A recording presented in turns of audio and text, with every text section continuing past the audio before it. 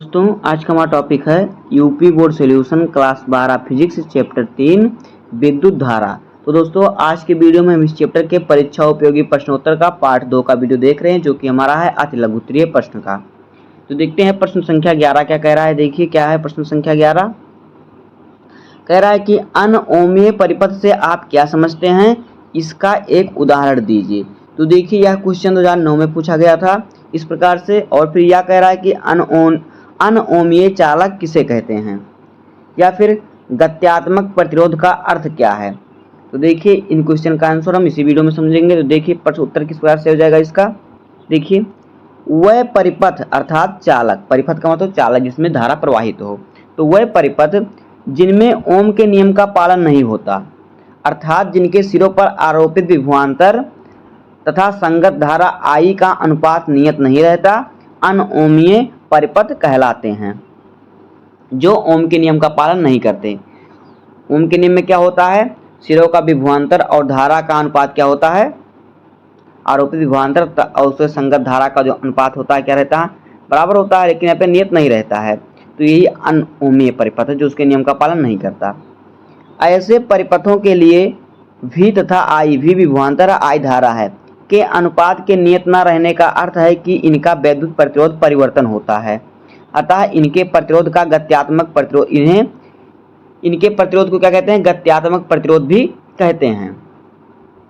अनओमीय परिपथ के किसी खंड के विभवांतर में अल्पांश परिवर्तन डेल्टा भी तथा उसके संगत धारा में परिवर्तन डेल्टा आई, मतलब छोटा परिवर्तन, अल्पांश का तो छोटा, इसलिए हम डेल्टा लगाते हैं। परिवर्तन आई का अनुपात गत्यात्मक प्रतिरोध के बराबर होता है, अर्थात गत्यात्मक प्रतिरोध क्या होता है, गत्यात्मक प्रतिरोध बराबर होता है क्या, देखिए लेटेक्स S बराबर 2 बटे frac into triangle V into triangle I latex. मतलब कि क्या होता है,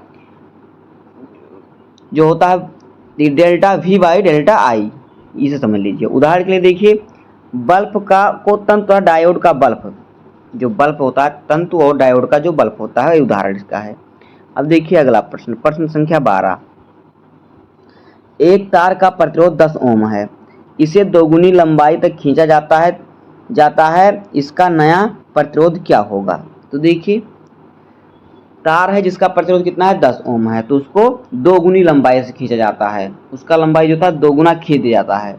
तो देखिए इसका सूत्र क्या होता है, आर डैश बराबर सूत्र होता है R into L dash by L का स्क्वायर। तो देखिए यहाँ पे जो आर है, आर प्रतिरोध है, तो आर का मान कितना दिया है, 10 ओम, तो यहाँ पे हमने रखा 10 ओम। और दोगुना खींचा जाता है, यानी हमने 2 की जगह पर यहाँ पे 2 लगा दिया, दोगुना हो गया, और फिर 2 एल डैश हो गया और बटे एल हो गया। तो एल डैश का जो मान होता है कितना होता है, 2l हो गया। यहाँ पे एल डैश बराबर 2l हो गया, क्यों, क्योंकि यहाँ पे देखिए हमारा दोगुना पूछा तो हमने 2 से गुणा कर दिया लंबाई में। उसके बाद तो देखिए हमारा क्या हो जाएगा, जब इसका हम वर्ग करेंगे तो ये हमारा क्या हो जाएगा, इसका वर्ग करेंगे तो हो जाएगा 4l डैश और बटे गुणे में कितना है 10 ओम। तो 10 का गुणा जब होगा 4 में तो होगा हमारा l, जो लंबाई हो जाएगी कितनी हो जाएगी, इसका जो नया प्रतिरोध हो जाएगा r का मान, यहाँ पे देखिए इसका मान जो हो जाएगा कितना हो जाएगा, 40 ओम हो जाएगा। 10 का गुणा 4 में होगा तो 40 ओम हो जाएगा। अब देखिए अगला प्रश्न, प्रश्न संख्या 13। क्या कह रहा है कि विशिष्ट प्रतिरोध का मात्रक एवं विमाएं लिखिए। देखिए इस प्रकार से क्वेश्चन 2011, 12, 15 में पूछा गया था। तो देखिए विशिष्ट प्रतिरोध का जो मात्रक होता है ओम मीटर या फिर ओम सेमी होता है, और इसका विमा जो होता है ml3 t के पावर -3 a के पावर -2 होता है।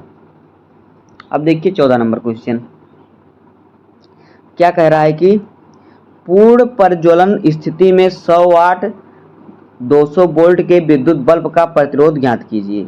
पूर्व प्रज्वलन स्थिति मतलब P, तो P कितना, P का मान कितना दिया है हमारा 100 वाट दिया हुआ है, विभवांतर कितना दिया हुआ है 200 वोल्ट, तो हमें प्रतिरोध ज्ञात करना है। तो प्रतिरोध R बराबर होता है पूर्व प्रज्वल जो होता है, पूर्व प्रज्वल स्थिति जो होता है वो होता है बटे में विभवांतर होता है।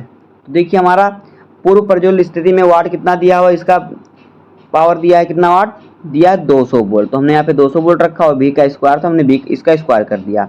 और P हमारा कितना दिया हुआ है जो हमारा विभवांतर V दिया है 200 वोल्ट और P हमारा जो है पूर्व प्रज्वलन स्थिति दिया है 100 वाट।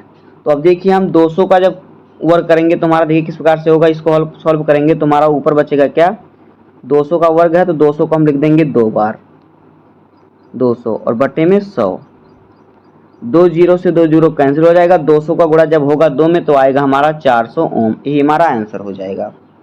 अब देखिए अगला क्वेश्चन, क्वेश्चन नंबर 15 क्या कह रहा है कि 1000 वाट माइनस 250 वोल्ट के हीटर के तार का प्रतिरोध ज्ञात कीजिए। तो देखिए पावर कितना दिया हुआ है 1000 वोल्ट और फिर इसका जो विभवांतर कितना दिया 200 वोल्ट, सॉरी 1000 वाट दिया हुआ है, इसका जो पूर्व प्रज्वलन स्थिति में इसका जो पावर है 1000 वाट और विभवांतर 250 वोल्ट। तो देखिए इसमें हमें प्रतिरोध R का मान ज्ञात करना है, तो वही ऊपर वाला सूत्र लगाएंगे V²/P। तो V² का मान कितना दिया 250 वोल्ट, तो इसका हमने वर्ग किया और P का मान दिया 1000 वाट, तो हमने इसका यहाँ पे 1000 लिखा। तो अब इसको भी इसी प्रकार से सॉल्व करेंगे, देखिए हमारा क्या हो जाएगा 250 गुणे में 250 और फिर बटे में करेंगे 1000, 2 जीरो से 2 1 जीरो यहाँ से, देखिए यहाँ पे 1000 में 3 जीरो रहेगा तो 1 जीरो से ये 1 जीरो से ये जीरो कैंसिल हो जाएगा। अब क्या करेंगे हम 25 का गुणा करेंगे, 25 का वर्ग जब हम निकालेंगे तो हमारा कितना आ जाएगा, 25 का वर्ग कितना होता है 5 ओम, 25 के 5, सॉरी यहाँ पे देखिए 25 गुणे 25 करेंगे तो 5 में 25 का 5, हाथ से 2, 5 दूनी 10, 2 12 और फिर 5 दूनी 10 और फिर 2 1, देखिए 625 होता है।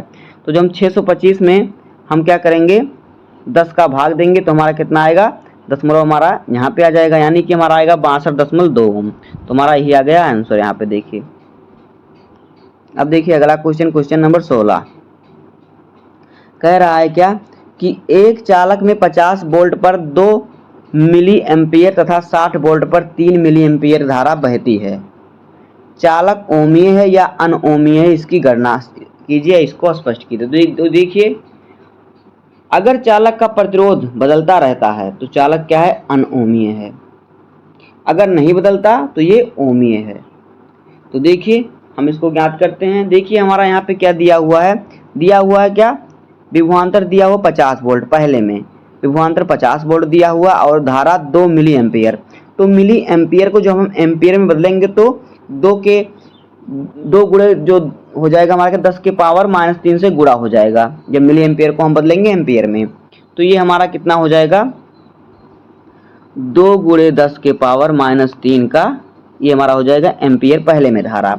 तो पहले का हम ज्ञात करते हैं R1, चालक का प्रतिरोध मतलब पहला प्रतिरोध R1। तो देखिए क्या होता है प्रतिरोध का V/R, V विभवांतर है, I धारा है और R प्रतिरोध है। तो विभवांतर कितना दिया हुआ है 50 वोल्ट, तो हमने ऊपर रखा 50 और धारा 2 मिली एम्पियर, तो 2 और मिली एम्पियर के लिए हमने क्या किया 10 के पावर -3 से गुणा कर दिया तो एम्पियर में आ गया। अब इसको हमने सॉल्व किया तो देखिए हमारा यहाँ से कितना आ जाएगा, यहाँ से हमारा 25 दूना में 50 कट जाएगा, ऊपर आ जाएगा 25, तो हमारा आएगा कितना 25 बटे कितना आ गया 10 के पावर -3। अब 10 के पावर -3 को जब ऊपर लेके जाएंगे तो ये प्लस का हो जाएगा, तो हमारा हो जाएगा 25 गुणे 10 के पावर 3 ओम। ये हमारा पहला प्रतिरोध आ गया। अब देखिए दूसरा प्रतिरोध R2 क्या होता है, वही V/1। तो इसमें कितना दिया है, इसमें देखिए विभवांतर कितना दिया हुआ, विभवांतर 60 वोल्ट दिया है और धारा कितना दिया है 3 मिली एम्पियर। तो देखिए इसको रखेंगे तो हमने रखा 60 वोल्ट और फिर 3 मिली एम्पियर, तो 3 गुणे 10 के पावर -3, तो हमारा आ गया एम्पियर में।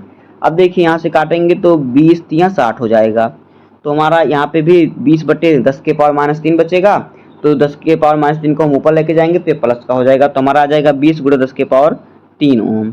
तो देखिए पहले में हमारा आया था 25 गुणे 10 के पावर 3 ओम, इसमें 20 गुणे 10 के पावर 3 ओम आया, यानी कि जो चालक है क्या है परिवर्तनशील है, तो यह क्या है अनओमीय है। अब देखिए अगला प्रश्न, प्रश्न संख्या 17 क्या कह रहा है कि ऐसे 2 पदार्थ का नाम लिखिए जिनकी प्रतिरोधकता ताप बढ़ाने पर घटती है। तो ये क्या होते हैं, अर्धचालक होते हैं जिनकी प्रतिरोधकता होती है ताप बढ़ाने पर घटती है। तो देखिए अर्धचालक कौन कौन से, जर्मेनियम तथा सिलिकॉन। इन पर जब हम ताप बढ़ाएं प्रतिरोधकता बढ़ाएंगे तो क्या होगा, इनका ताप घटेगा। सही, ताप बढ़ाने पर क्या होता है, प्रतिरोधकता क्या होती है, घटती है। अगर हम इस पर ताप बढ़ाएंगे तो इसकी प्रतिरोधकता क्या होगी, बढ़ेगी।